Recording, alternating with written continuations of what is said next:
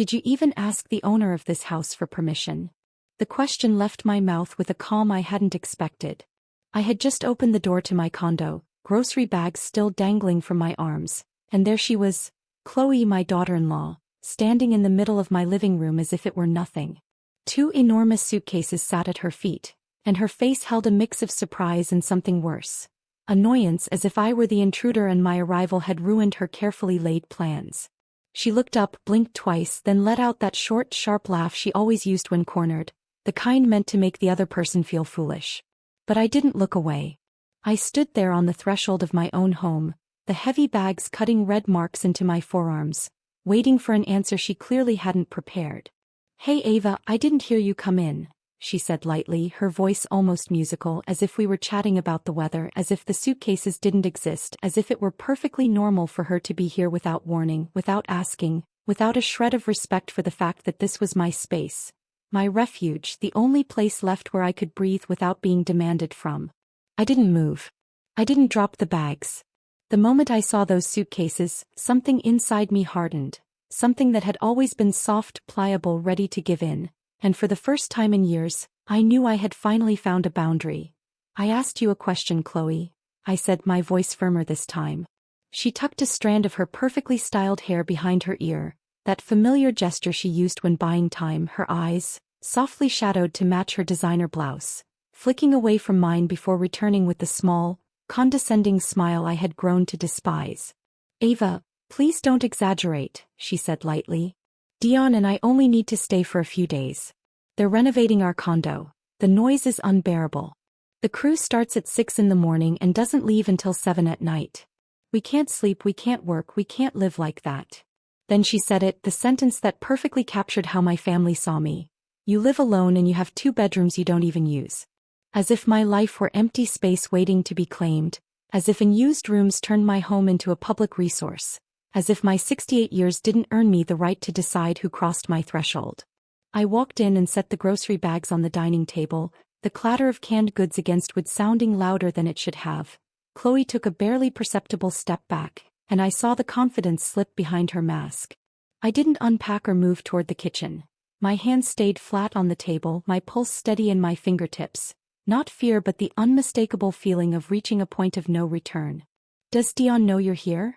I asked, already knowing the answer but needing to hear it out loud. She sighed dramatically as if I were the unreasonable one. "Of course he knows, Ava," she said. "It was his idea. Actually, he's finishing up some business at the office and will come back later with the rest of our stuff. I thought he would have called you," she said, "and he hadn't, of course he hadn't, and that silence told me everything I needed to know about my son Dion.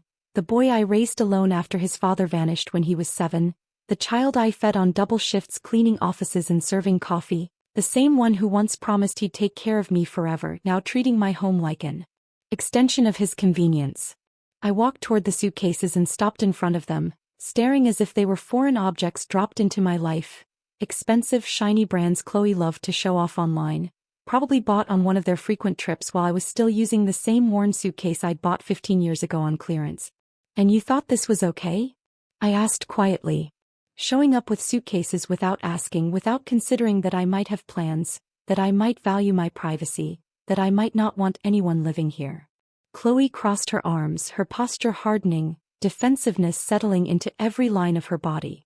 "Ava, you're Dion's mother, we're family," she said. "I don't understand why you're making this so complicated. It's only a few days, maybe a week, and besides, I thought you'd be happy to have company. You always say this place feels empty." Empty. The word rang in my head like a funeral bell because silence was something I had chosen, peace I had earned after decades of noise and obligation, but she had taken one vulnerable confession and turned it into permission, as if loneliness meant entitlement, as if my quiet life were an open invitation to invade my space without asking.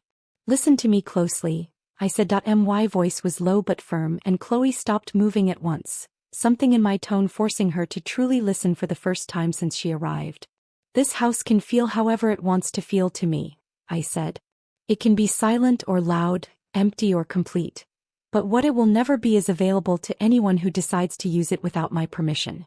I am the owner of this house, Chloe, not a convenient option when you and Dion have a problem."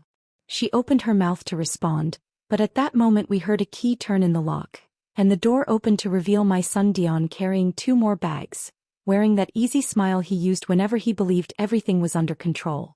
"Mom, glad you're home," he said lightly. "Chloe explained it, right? We'll only be here a week or 2, you won't even notice." He set the bags beside the suitcases as if he belonged there, brushing his hands on his pants with the same expression he'd worn at 12 when he expected forgiveness simply for being himself, except he was 42 now, and I was no longer the exhausted mother who surrendered peace to avoid conflict. He leaned in to kiss my cheek, but I didn't move and he stopped short, confusion flickering before hardening into a forced smile. "What's wrong, Mom? Bad day?" "No," I said calmly. "I came home to find your wife moving into my house without anyone asking my consent." Dion laughed softly, running a hand through his hair. "Mom, don't be dramatic. I called twice this morning. You didn't answer, so I figured we could get settled. It's not a big deal." I glanced at Chloe, arms crossed beside the suitcases, watching with thinly veiled satisfaction, and looked back at my son. "So when I didn't answer the phone," I said, "you decided that was permission to move into my home." "We're not moving in, Mom, just staying a few days," Dion said, already turning away, strolling into the kitchen as if the matter were settled, opening my refrigerator and drinking straight from a bottle of water I had bought that afternoon, a small act that confirmed everything I feared. To him, there was no difference between his space and mine. I closed my eyes briefly, steadying the pressure building in my chest. Not anger yet, but something older and heavier, the accumulated exhaustion of decades spent yielding, understanding, being useful and convenient for everyone but myself. "How many days is a few days?" I asked. He shrugged, not meeting my eyes. "A week. Maybe 2. 2 weeks, 14 days of surrendered privacy, of adjusting my routines, of tiptoeing around my own home, of giving up the peace I had fought so hard to reclaim after years of noise and chaos." "And you just assumed I'd be okay with that?" I asked. Dion finally looked at me, his expression coated in thin patience. "Mom, you're my mother. Of course I did. What were we supposed to do? Pay $150 a night for a hotel when you have 2 empty bedrooms?" There it was, the truth laid bare. Not need, not love, but convenience, money, the expectation that my comfort was expendable if it saved them cash. Chloe cleared her throat beside the suitcases, her voice soft and carefully reasonable. "Ava, we don't want to cause trouble. If it's an issue, we can help with expenses. I don't know, maybe $50 extra for utilities," Chloe said lightly, as if the problem were water and electricity, as if my privacy, my routines, my quiet mornings on the balcony with coffee and nothing expected of me could be reduced to a receipt. "It's not about money, Chloe," I said, my voice coming out more tired than firm, just as Dion stepped closer and placed a familiar hand on my shoulder, the same gesture he had used 1,000 times to soften me, to calm me into compliance. "Then what is it, Mom?" he asked gently. "Tell me what you need and we'll fix it. Groceries, cleaning, no noise, whatever you want." What I needed was for them to have asked me first, to have considered that I had the right to say no, to understand that family did not mean automatic access to my life without consent. But how could I explain that without becoming the selfish mother, the difficult mother-in-law? I moved his hand away, not sharply but firmly.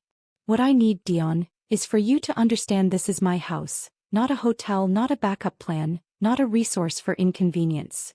It's where I live, where I rest, where I decide who stays." "But we're your family," he said immediately, as if those words erased every boundary, and maybe for years I had believed that too, until age, loss, and exhaustion taught me otherwise. "Precisely because you're my family," I replied quietly, "this hurts more. I expected you to understand that I also have a right to my space, my peace, my decisions." He glanced at Chloe, a quick shared look of unity, and then sighed deeply, rubbing his face, settling into that familiar expression of patient frustration he reserved for dealing with a mother he'd decided was being unreasonable. "Fine, Mom," Dion said, his voice measured, reasonable, almost generous. "I get that you're upset we didn't give you more notice, and you're right about that, but we're already here. The bags are inside. Chloe's unpacked a few things. What do you want us to do now? Go look for a hotel at 6 in the evening with my meetings starting at 7 tomorrow." It wasn't guilt spoken aloud, but packaged as logistics, as if their poor planning now obligated me to surrender, as if settling in without permission somehow transformed the situation into my responsibility. I looked down the hallway toward the guest room, its door slightly ajar, clothes already spread across the bed like a quiet claim, and walked toward it, hearing Dion's footsteps behind me and Chloe murmuring something low I couldn't quite catch. I pushed the door open fully and saw toiletries neatly lined on the dresser, a travel case open by the mirror, shoes arranged against the wall, a laptop plugged in by the nightstand.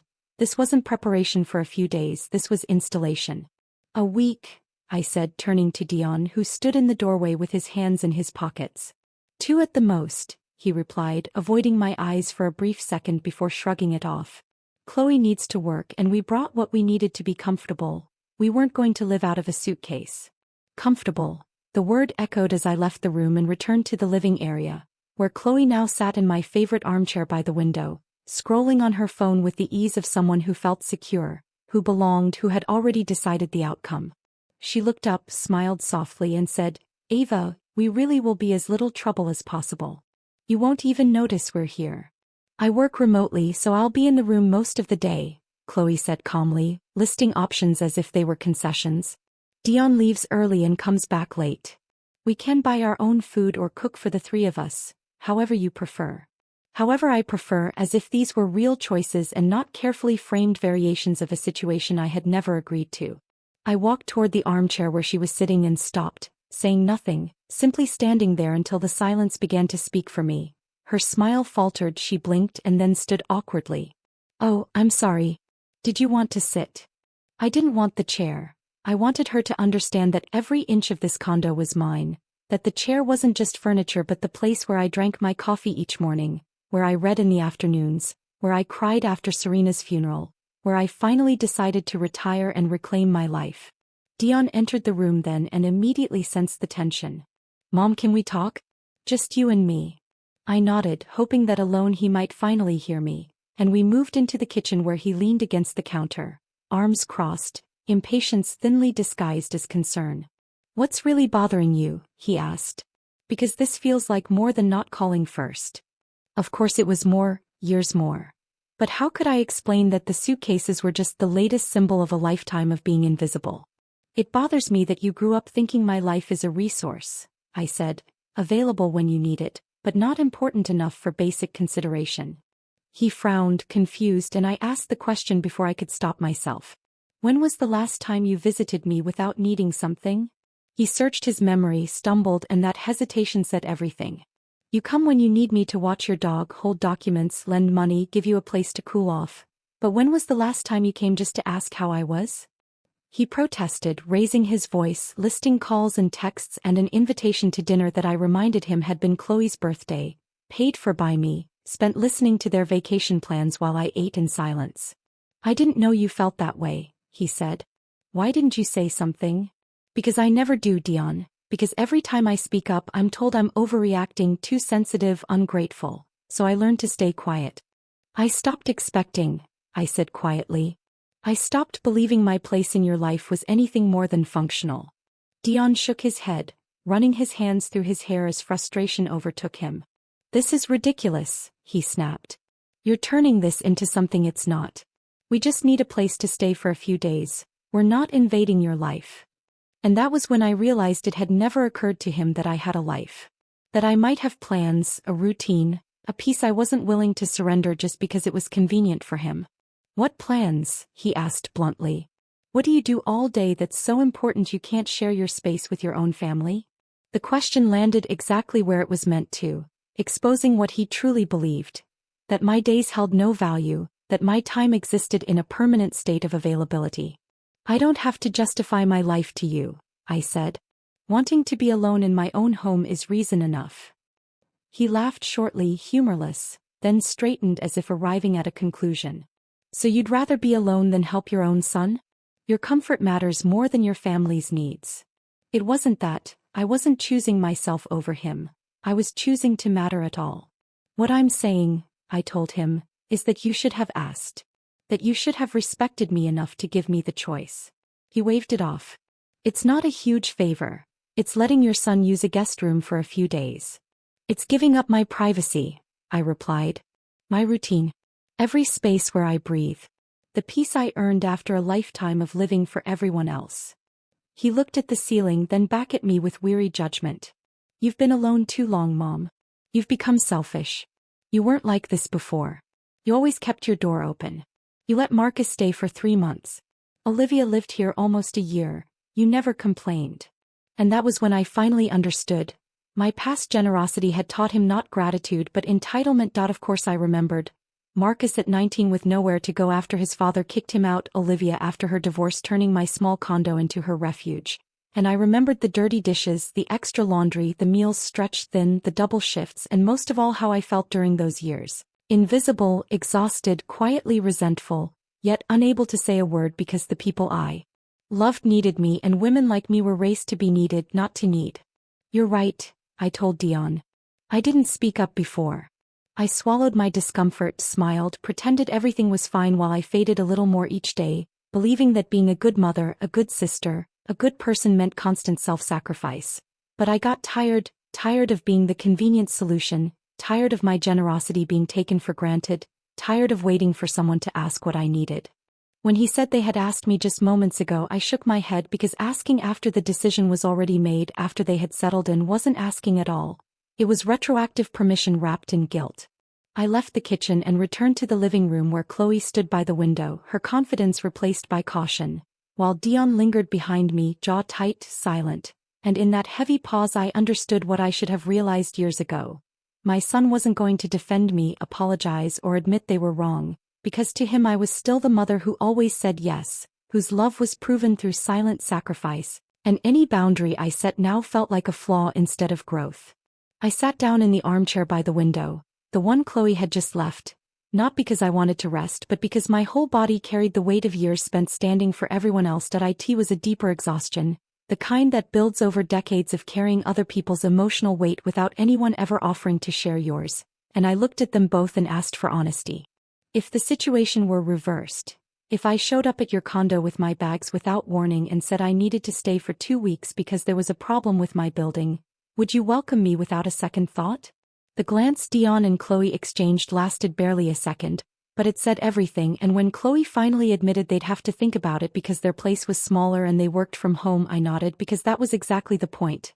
They would consider their needs, their comfort, their space, and no one would judge them for it, no one would call them selfish for protecting their routine. But you're my mother, Dion insisted, stepping toward me as if the answer were obvious, and I felt something settle inside me as I asked why that made it different. Did being his mother mean I had fewer rights to my own life, that my needs mattered less, that I could be ignored and taken for granted because my role was to serve? He said he wasn't saying that, but every decision made without consulting me, every assumption of my availability, every dismissal of my feelings proved otherwise. I stood and walked toward the suitcases by the door, seeing them not as luggage but as symbols of years of blurred boundaries, decades of teaching my son that my space was his, my time was his, my life a shared resource he could take from without asking. A pattern I had created by always saying yes, by trying to be the perfect, endlessly available mother. Dion touched my shoulder again, softer this time, asking me not to make things harder than they needed to be, saying they just wanted a place to sleep for a few days. But I finally understood what they were taking from me. Not my room, not my utilities, but my right to decide my own life, my right to say no without being punished by guilt. And I moved my shoulder away from his hand calmly but firmly, letting him know the gesture was no longer welcome. This is my house, Dion. I pay the rent, I pay the utilities, and I decide who comes in. And right now I'm deciding that you both need to leave. The silence after my words was so complete I could hear the kitchen clock ticking, each second loud and final, as Dion stood frozen with his hand still hovering where my shoulder had been, staring at me like he hadn't understood, while Chloe let out a sound halfway between a gasp and a laugh. What did you say? Dion asked, his voice oddly high, his hand dragging down his face as he begged me to tell him I was joking, but I wasn't. I needed them to take their things and go. Chloe stepped forward, palms raised, desperation creeping through her calm as she said we could talk, that we were family, that we didn't have to do this, and there it was again. Family used like a shield, as if blood erased the need for respect, as if dignity were optional when it came to me. Precisely because you are family, I said. This hurts more because I expected better. Dion laughed then, sharp and disbelieving, pacing to the window and back as if movement might make sense of things, accusing me of being irrational, of implying I was throwing my own son onto the street over a few hours' notice, over some ridiculous protocol I'd invented. But I hadn't invented anything. Asking before moving into someone's home was basic respect, something he'd expect from anyone else. He stared at me like I was a stranger and said, "I can't believe you're doing this after everything we've done for you," letting the words hang there like proof, and I waited for him to explain, to name even one thing that justified me giving up my peace, my autonomy, my home, but he couldn't. He just looked at Chloe for help, and when she couldn't meet his eyes, it wasn't just disbelief or frustration anymore. There was genuine, escalating rage in him.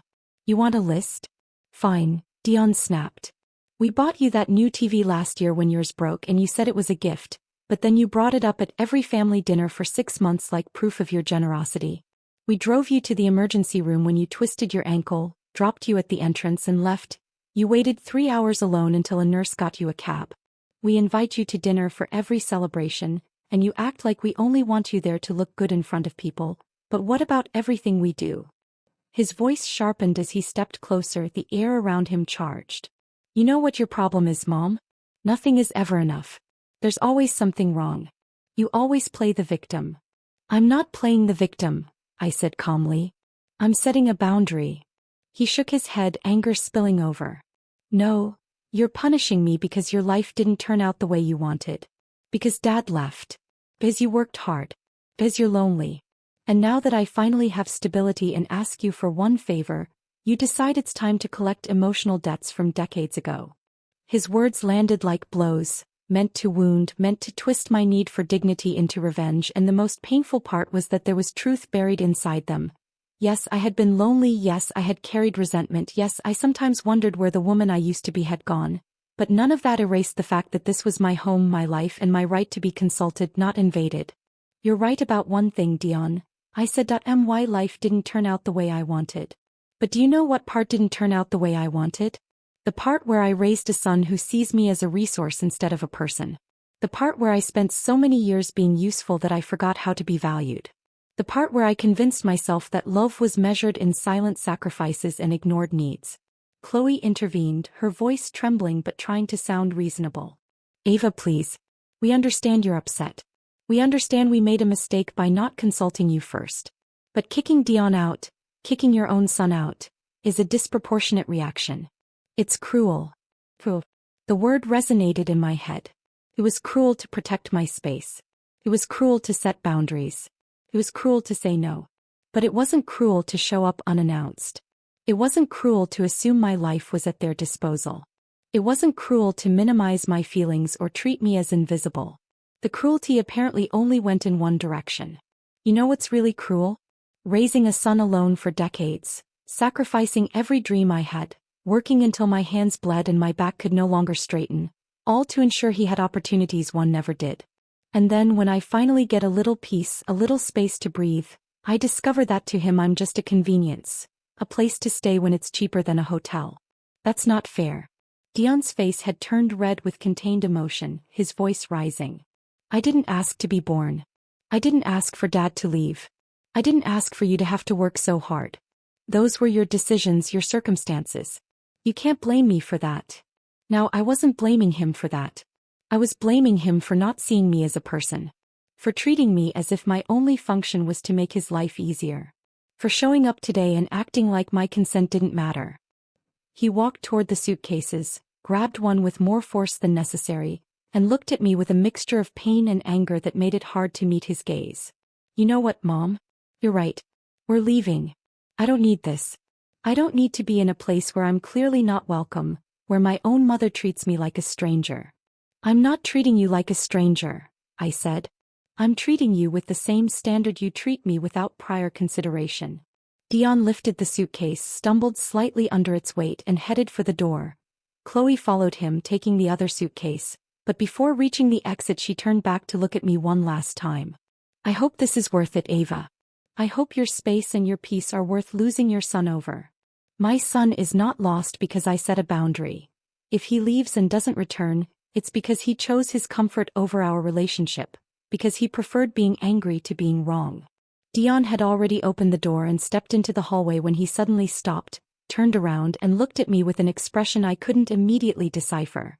Then to my complete surprise he let out a sharp, bitter laugh, not one of joy but of disbelief. "This is perfect. Truly perfect. Wait until I tell everyone how my mother kicked me out of her house for daring to ask her for help. Wait until the family hears about this. Wait until Aunt Olivia knows that generous Ava, the one who always kept her doors open, has become so selfish she won't even help her own son. There it was, the veiled threat, the promise that if I stood my ground he would make sure everyone heard his version of the story, one where he was the innocent victim and I was the cruel mother who abandoned him in his moment of need. For a second the familiar weight of guilt pressed against my chest, that automatic impulse to apologize, to give in, to smooth things over, the instinct shaped by decades of being the peacekeeper, the one who sacrificed her comfort to avoid conflict.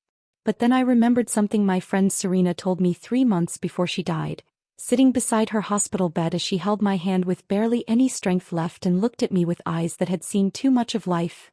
"Ava," she whispered over the steady beeping of machines, "the biggest mistake I made was caring more about what people thought of me than what I thought of myself. I spent 70 years being what others needed, and now that I'm dying, I can't remember a single moment when I lived for myself." Those words had been echoing in my head ever since her funeral, and now, standing across from my son as he implied he would destroy my reputation within the family, I finally understood that the moment had come to choose what mattered more, the image others had of me or the truth of who I really was. "Go ahead, Dion," I said calmly. "Call whoever you want. Tell them whatever version you need. If your story is that you asked respectfully and I refused to help you for no reason, then so be it, but we both know that isn't the truth. We both know you showed up unannounced, assuming my house was yours, treating my consent as if it didn't matter." Dion slammed the suitcase onto the floor with a dry thud, his eyes blazing now not with tears but with raw anger. "You're right," he snapped. "I didn't ask for permission, and you know why? Because I never thought I'd have to ask my own mother to stay in her house for a few days. I grew up believing family helps without conditions. You taught me my whole life that the doors of this house would always be open." I nodded slowly. "Then I taught you wrong. I taught you that love meant unlimited access, that being family meant I had no right to say no, that my space was your space and my needs came second, and now I'm correcting that mistake." Chloe stepped in again, tears finally streaming down her face, whether from sadness or frustration I couldn't tell. "Please, Ava," Dion, she pleaded, "let's calm down. It doesn't have to end this way." I looked at them both and shook my head. It already has. There was nothing to solve. "Chloe, you need a place to stay. I need my space. Those two things are not compatible. It's not complicated." Dion picked up the suitcase again and walked toward the hallway, stopping at the doorway. He didn't look at me when he spoke, his voice now colder, distant. "When you change your mind, when you realize what you just did, don't expect me to come back as if nothing happened. Don't expect me to forget that you kicked me out when I needed you. I didn't kick you out when you needed me, Dion. I kicked you out when you decided that needing meant you could ignore me." He stepped into the hallway without another word.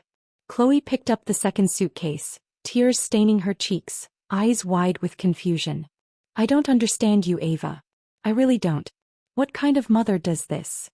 "The kind of mother who finally learned that loving herself is not selfish. It's survival." She shook her head, murmuring something I couldn't hear, and followed Dion toward the elevator. I stayed on the doorstep watching. Dion's back was rigid. Chloe was checking her phone, probably for hotels nearby. The elevator arrived with its soft electronic chime. Dion entered first, dragging his suitcase, jerking it against the frame, Chloe following. Just before the doors closed, Dion looked back at me one last time. No words, only an expression full of disappointment, anger, incomprehension, and something deeper. The genuine pain of someone feeling they had lost something important. A part of me longed to run, stop the doors, tell them they could stay, apologize, but I didn't. I stood still, listening to the mechanical descent, knowing that with every floor they went down, I was closing a chapter of my life. I returned to my condo and shut the door. The silence that greeted me was heavy, different from the chosen solitude I was used to. It was the silence of consequences, of hard decisions, of bridges possibly burned. I walked toward the guest room where Chloe had begun to settle in, feeling the weight of the choice I had made. The clothes were still spread out on the bed, the toiletries lined up on the dresser, the laptop blinking softly next to the nightstand. I began to put away their things, folding the clothes carefully despite my trembling hands, placing the toiletries in a plastic bag, unplugging the laptop and setting it on the bed with the other belongings. I didn't do it out of cruelty. I did it to reclaim this space, to restore it to what it was meant to be. A guest room empty by my choice, not by someone else's assumption. When I finished, everything was neatly arranged, ready for them to return, treated with care because that was who I was. A person who could set firm boundaries without cruelty, say no without disrespect. I returned to the living room and sank into my armchair by the window. Outside, the evening deepened, neighboring condos lighting up one by one, each small window perhaps hiding stories like mine. Women wrestling with the weight of having set a boundary, questioning if they had done right. My phone vibrated in my sweater pocket. A message from Dion. Just 3 words. Hope you're happy. I didn't reply. I wasn't happy. There was no joy in closing the door on my own son, no satisfaction in knowing weeks, maybe months, would pass before we spoke again. But there was something else, something quietly vital. Clarity.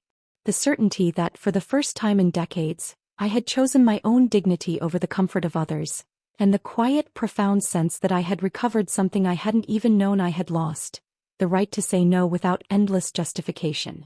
Another message arrived, this one from Chloe. Dion is very upset. I don't think he'll call you for a long time. I hope your pride is worth it. My pride? As if setting boundaries were vanity, as if protecting my space were selfish instead of self-care, as if the problem lay in my resistance rather than their invasion. I turned off the phone not to escape the consequences, but to claim silence, to process everything without the constant interference of guilt-laden messages. I got up and went to the kitchen. The grocery bags sat on the table just where I had left them, vegetables into the fridge, canned goods into the pantry, bread into its usual basket, every object finding its place. Amid the emotional chaos, these small actions grounded me. When I finished, I made myself a cup of tea, choosing my favorite light blue ceramic mug and watching the leaves slowly unfurl in the hot water, the familiar aroma wrapping around me. Sitting back in my armchair, the heat seeping into my palms, I finally felt I could breathe. Night had fully fallen, and the city continued its indifferent rhythm beyond my window. Then without warning I began to cry. Not dramatic sobs, not the mourning of a profound loss, just silent tears tracing down my cheeks while I held my tea, letting the quiet gravity of the day settle over me. Tears that had waited decades for their turn finally streamed down my face. I cried for the mother I had been, that young woman who worked double shifts and came home so exhausted she could barely help Dion with his homework. I cried for the years I had spent convincing myself that constant sacrifice was love, when in reality it was just fear. Fear of not being enough, fear that if I didn't give myself completely my son wouldn't love me, fear of ending up alone. And now I was alone anyway. But it was a different kind of solitude, not born of abandonment or rejection, but the consequence of choosing my own dignity.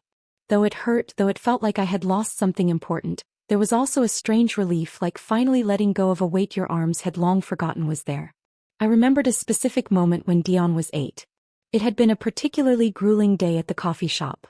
A customer yelled because his order took too long, my boss reprimanded me for something that wasn't my fault, and I came home with feet so swollen I could barely walk.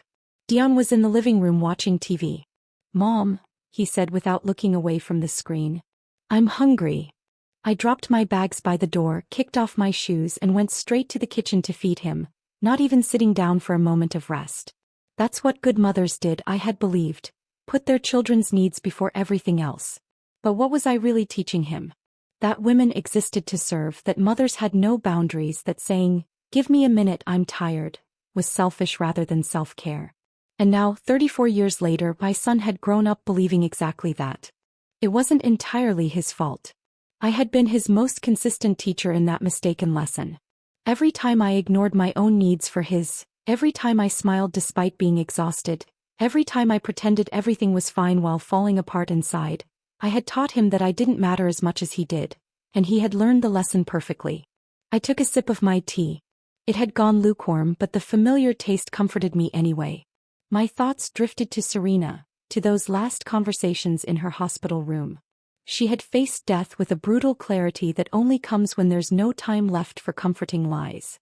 "You know what's the saddest thing, Ava?" she had said one afternoon as I peeled an orange for her. "It's not that I'm dying. We all die eventually. The sad thing is that I spent my whole life waiting for the moment I could finally live for myself. When the kids grew up. When I retired. When I had more money. When. And now that moment is never going to come because I ran out of time. She squeezed my hand with surprising strength for someone so frail. Don't make my mistake. Don't wait until it's too late. If you need to say no, say it. If you need space, take it. If you need to choose yourself, do it because no one else will do it for you. I finished my tea, placed the empty mug on the side table, and sat in the quiet of my condo, listening to the distant hum of the city. A car passed on the street below. Someone laughed in a neighboring apartment. Life continued, indifferent to my small personal revolution. Then my phone vibrated. A message from my sister Olivia. Dion had already called her. Ava, what happened? Dion called very upset, saying you kicked him out of your house. He says they only needed to stay for a few days. Is that true? Call me when you can. I could already imagine the conversation. Dion painting himself as the misunderstood victim, Olivia attempting to mediate yet quietly leaning towards sympathy for her youngest nephew. Me. I would be the difficult mother, suddenly selfish in her old age. Part of me should have felt anger at the prospect of being misinterpreted, that I should have wanted to call Olivia immediately, to give my side of the story, to defend myself, to make sure everyone understood that I wasn't the villain in this story. But then I realized something important. I didn't care as much as I thought I would. The truth was Olivia, despite being my sister and loving me in her own way, had never truly understood why I had allowed her to stay in my condo for a full year after her divorce. She had never recognized the sacrifice that had represented for me. She had assumed, like everyone else, that I had plenty of space, plenty of time, plenty of energy, because that was what women like me had. Scraps of ourselves to distribute to whoever needed them. That I wasn't going to call her. Not tonight. Maybe tomorrow, maybe the day after, maybe never. Maybe it was time to let people think what they wanted. Maybe it was time to stop expending my energy trying to control the narratives others constructed about me. That I got up from the armchair and walked toward my bedroom. Passing the guest room, I glanced inside. Chloe's things were still there, neatly arranged on the bed. I would have to call Dion tomorrow to tell him he could come pick them up whenever he wanted, but that was tomorrow's problem, not tonight's. In my bedroom, I changed slowly, slipping into my most comfortable pajamas, the soft cotton ones, a little worn but feeling like a hug. I washed my face, brushed my teeth, moving through each step of my nightly routine with deliberate slowness. Each action was a silent affirmation. This is my space. This is my time. This is my life. I got into bed and turned off the light. Darkness enveloped me, and with it came a thought I hadn't expected. Pure, simple relief. I wouldn't have to wake up early tomorrow to the noise of other people moving around my condo. I wouldn't have to share the bathroom or wait my turn for coffee. I wouldn't have to moderate my behavior or consider the needs of others before deciding what I wanted to do with my day. But along with the relief came the weight of the pain too, because my son was angry with me, because there was a rift in our relationship. I didn't know when or how it would be repaired. I had chosen my peace over his convenience. And that choice had consequences I would have to face. I allowed myself to feel both things at once. The relief and the pain, the certainty of having done the right thing and the sadness of its consequences, the strength of having established boundaries and the vulnerability of not knowing what came next. I closed my eyes and gradually let sleep take me. Before falling completely asleep, I had one final thought. Maybe this was what it meant to truly grow up. Not when you formally became an adult, not when you had a job or a house or even a child, but when you finally learned that loving yourself was not selfishness. It was responsibility. It was justice. It was the only way to live with integrity. And with that thought, I finally allowed myself to rest. I woke the next day to sunlight streaming softly through my bedroom window. For a moment, in that hazy space between sleep and waking, everything seemed normal. Then the memory of the previous night returned like a cold wave, and I lay there staring at the ceiling, slowly processing the fact that I had kicked my son out of my house. I got out of bed and moved through my morning routine as I always did, washing my face with cold water, brushing my teeth. Each familiar action helped anchor me to the present, reminding me that life continued despite the emotional storm of yesterday. But when I left my bedroom and walked toward the kitchen, I couldn't help glancing at the guest room. The door was still ajar. Chloe's things remained on the bed, waiting to be claimed. I made coffee, letting the rich aroma fill the kitchen as I reached for my favorite mug and waited for the machine to finish. I poured a cup, added a splash of milk, and settled by the living room window. Outside, Friday morning was in full swing. People walked briskly to their jobs, children hurried off to school, the world turning completely oblivious to the small personal earthquake I had experienced. My phone lay on the table where I had left it the night before. Turning it on brought a familiar apprehension. I knew there would be more messages. And there were 3 from Olivia, increasingly insistent. 1 from my cousin Tanisha asking if I was okay, and 1 from Dion that simply said, "I'm coming by this afternoon to pick up our things. You don't need to be there if you don't want to." I read Dion's message several times, trying to decipher the tone. Was it consideration? Coldness? A way to give me an out to avoid an awkward confrontation? I wasn't sure. But what I did know was this. I wasn't going to hide in my own home. If Dion was coming to get his things, I would be here. I replied with a simple, "I'll be here. Ring the bell when you arrive." I spent the morning cleaning. Not because the condo was dirty, but because I needed to keep my hands busy. I vacuumed the living room, wiped down the kitchen counters until they gleamed, and even changed the sheets on my bed, though I had done so just 3 days ago. It was physical therapy, a way to process the whirlwind of emotions still churning inside me. Around noon, I decided to call Olivia. Not because I owed her an explanation, but because she was my sister, and despite everything, I cared what she thought.